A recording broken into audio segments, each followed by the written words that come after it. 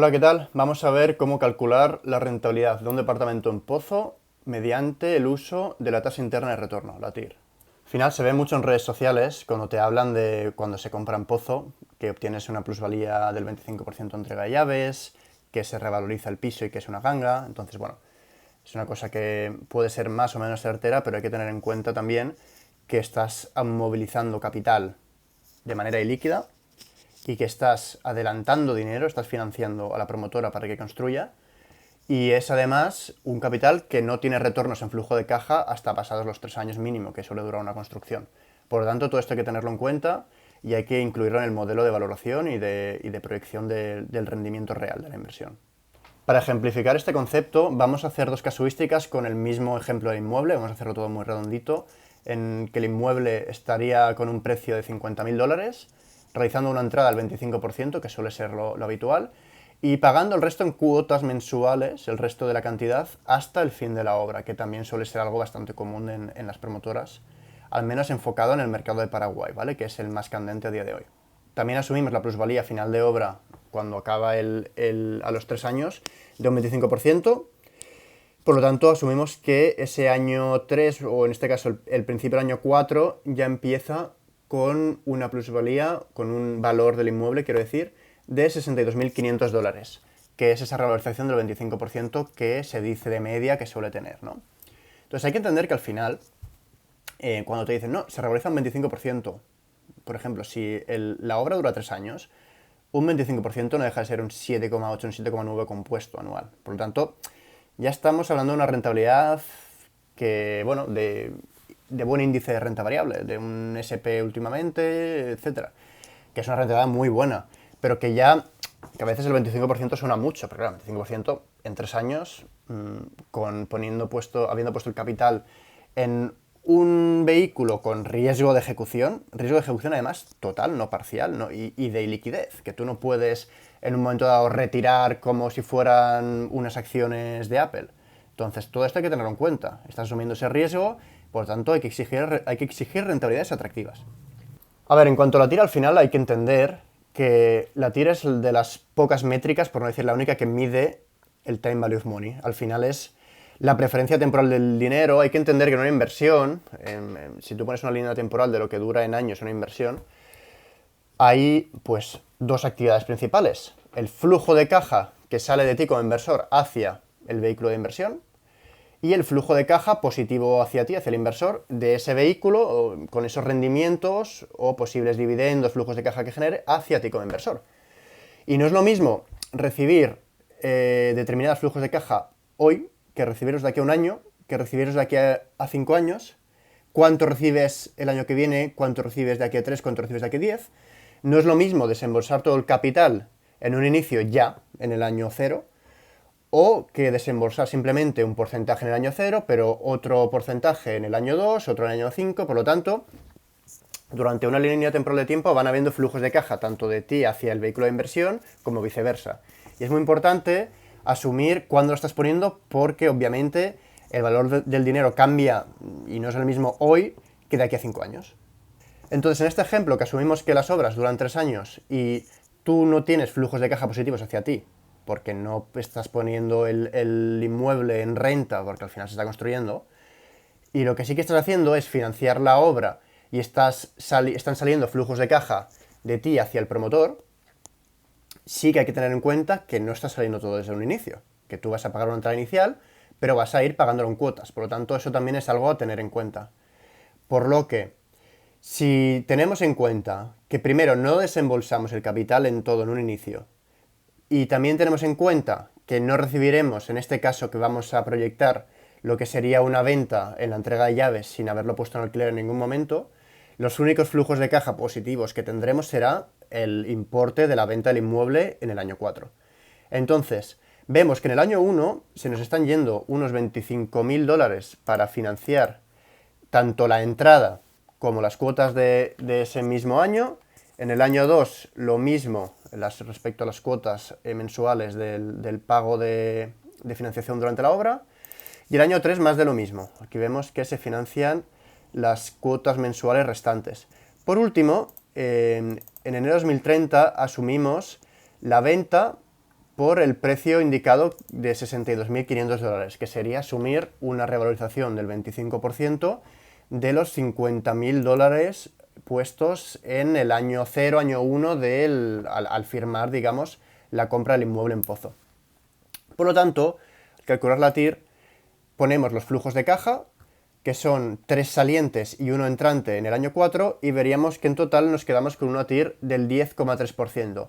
Obviamente, pues esto dependerá, esto es simplemente un forecast, dependerá de luego los resultados reales, ¿no? Por ejemplo, la plusvalía del 25% suele ser un proxy, pero luego quizás tan solo se revaloriza un 20%, que en ese caso veríamos cómo dicha rentabilidad es muy sensible a ese cambio, porque la plusvalía es el único flujo de entrada que tenemos, y entonces ya en vez de 62.500 solo recibimos 60.000. Y ya vemos cómo nos ha bajado del 10 y pico anterior al 8,3% restante. Por lo tanto, hay que ser conscientes que si no vas a recibir alquileres durante muchos años, se es muy sensible a la cantidad que tienes en el exit. Por eso es importante hacer también proyecciones conservadoras, a poder ser, respecto a la plusvalía del inmueble. Y que te cuadre, por ejemplo, a ver, un 20% de plusvalía durante 3 años en obras me parece razonable, no está mal. Pero a veces cuando te hablan de un 30-35, depende mucho del proyecto, de la zona, probablemente estés asumiendo mucho riesgo también de, pues, o crediticio del promotor, o de calidades no sean las mejores. Por lo tanto, siempre hay que ser conservador en estas cosas y asumir que puede darse un escenario no muy bueno. Y lo importante es siempre poder sobrevivir a esos escenarios más conservadores e incluso pues generar plusvalía o generar retornos positivos. Vale, en este segundo caso, en esta ocasión, lo que haremos será, con las mismas condiciones de inmueble del caso anterior, un precio de entrada de 50.000 dólares, pagando una entrada inicial del 25% y el restante en cuotas mensuales durante 3 años de duración de la obra, vamos a asumir que en el año 4, en vez de poner en venta el inmueble, dejamos explotarlo en rentabilidad de alquiler durante 7 años, ¿vale? Entonces sería el total de la inversión, la vida de la inversión total serían de 10 años. 3 años con flujos negativos de ti hacia la promotora, donde estaría el transcurso de la obra, y a partir del año 4 ya estaríamos hablando de 7 años positivos de explotación tuya generando rentas por alquiler. Por lo tanto, como veis, al final es lo mismo en cuanto a pagos de cuotas, entrada inicial y luego cuotas mensuales. Luego aquí sí que también tenemos que asumir el porcentaje de renta que vamos a generar durante la explotación. Estamos asumiendo un 8% de yield anual, que es bastante bueno, no está mal. No es tampoco algo súper escandaloso, como a veces que te venden de un 10-12%, pero un 8% me parece hasta un pelín optimista, ¿vale? Porque hay que tener en cuenta que durante los próximos años, pues probablemente haya más oferta en el mercado, también el ciclo económico propio, las plusvalías probablemente puede ser que los primeros años sean de un 10-12%, pero luego se irán comprimiendo esos yields a medida que, lo he comentado, ¿no? Que vaya siendo más oferta, a medida que el inmueble también no sea tan nuevo, y además también, para ser un poco conservadores, siempre hay que tender a comprimir el yield a poder ser, ¿no? Entonces yo creo que un 8% es positivo, pero también razonable. Y luego también asumimos una inflación anual del 4% en el inmueble.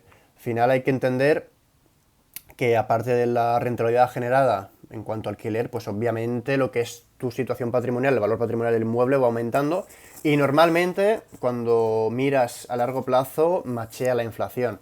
Entonces sí que es cierto que probablemente en el caso de Paraguay en concreto, estos últimos años, esa revalorización patrimonial de los inmuebles haya sido superior a la inflación, pero a la larga, la regresión a la media te dice que en los mercados, a medida que maduran, el valor del inmueble crece a la medida que crece la inflación. Por lo tanto, un 4%, que suele ser la inflación estimada, incluso un pelín conservadora, puede ser un 3, 4, 5 de inflación en Paraguay, me parece razonable también asumir que el inmueble se va revalorizando post-obra, o sea, una vez ya está en explotación, en esa tasa compuesta de un 4%. Por lo tanto, vemos que el año 2030 el valor del inmueble, al final porque hemos asumido que se ha revalorizado un 25% durante la obra, el valor del inmueble son 62.500 y que por tanto nos está generando unas rentas de 5.000 dólares anuales, que sería al final el coeficiente del 8% respecto al valor del inmueble en ese momento, ¿no?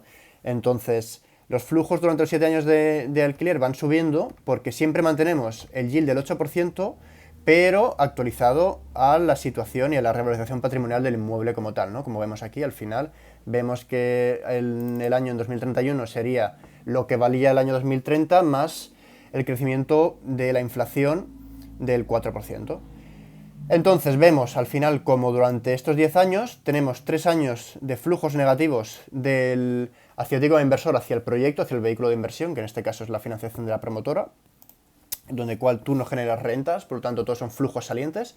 Y aquí ya vemos entradas de caja a partir del año 4 y con el diferencial de que el último año, aparte de las rentas generadas, también estamos asumiendo un exit y una venta del inmueble por el valor de en ese periodo de tiempo, que estamos hablando de unos $79.000, tal como se indica aquí, ¿no? Estaríamos asumiendo en el año 2036 los flujos ingresados por las rentas más el total por la venta del inmueble en ese caso. Al final, siempre para calcular la TIR hay que hacer un exit. No puedes calcularlo a valor terminal porque se va comprimiendo la TIR y distorsiona mucho. Hay que tener, pues si hay un exit a los 8 años, a los 10 años, 15 años, la TIR es sensible también al valor o al periodo en el cual quieres hacer el exit, pero hay que asumir o hay que elegir un año o un periodo de tiempo en el cual salgas de la inversión, porque entonces si no, no puedes calcular esta tasa interna de retorno, porque al final hay que ver la salida del principal que has metido el año cero. Entonces vemos en este caso como la tasa interna de retorno sería prácticamente de un 13%, lo cual es muy atractiva. Y sí que es cierto que, claro, como hemos dicho antes, las assumptions son relativamente optimistas, estamos hablando del 8% y una apreciación del 4%. De la misma manera, si queremos ser conservadores y un poco comprimir el yield a un 5%, podemos hacerlo. Vemos que ya nos baja al 10,3%, aún así sigue siendo una TIR bastante atractiva. Y si queremos también ser más conservadores y asumir que la revalorización del inmueble no va a una tasa macheada a la inflación, sino que baja, porque pensad que puede haber periodos que mucha gente está preocupada, ¿no? De que si puede haber una sobreoferta y que en algún momento no es que ya no crezca tu valor patrimonial del inmueble, sino que pueden haber algún año que oye, haya una corrección de mercado y decrezca lo que vale ese inmueble. Entonces, pensar que al final, que tú puedes venir de 4 o 5 años con revalorizaciones de inmuebles de mercado de un 9-10% anuales, pero a la que hay un año que corrige un 10%, se carga toda esa tasa compuesta de crecimiento. Porque, ojo, que no es lo mismo subir un 10% que bajar un 10%. Entonces, a nivel acumulado. Pensad que tú puedes tener años de crecimientos 10-12%, pero si hay 1 o 2 años que corrige el precio 10-15%, se carga todo ese valor compuesto, ¿vale? Entonces, y es muy probable que de pasar de esos 10 compuestos se te vayan a un 3-4, que al final es esa regresión a la media en el largo plazo en cuanto a plusvalía o en cuanto a el inmueble se revaloriza lo que se revaloriza la inflación como tal. Entonces, para ser conservadores, incluso asumiendo correcciones de mercado, vámonos a simplemente una plusvalía de valor patrimonial del inmueble del 1%.